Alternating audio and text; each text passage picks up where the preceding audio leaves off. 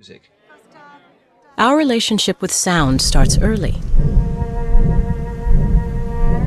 The fetus begins to hear between 17 and 19 weeks.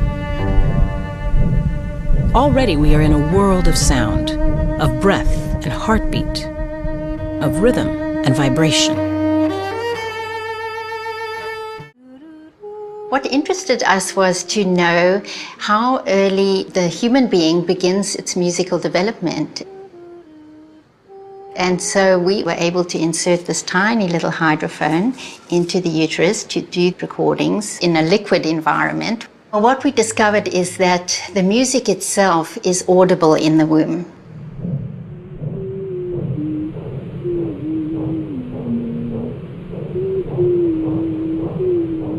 Mary had a little lamb.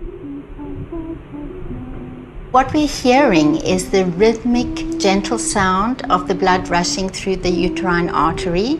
And this is that, the way nature just allows us to evolve with rhythm all around us. And over that, we heard the sound of the external female voice. That was actually myself singing, standing next to the mother in a normal volume of voice. This is exactly what the fetus hears, recorded by the microphone in the womb. And studies show the fetus reacts to music.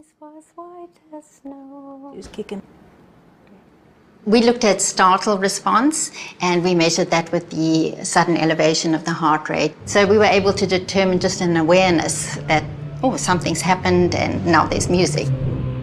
It's been very exciting to know that there's the start to that world of music learning that is happening right before birth. Other people then went about to look at infants' preferences and found that if you give infants a choice of listening to consonant music or dissonant music, they will actually spend more time listening to the consonant music.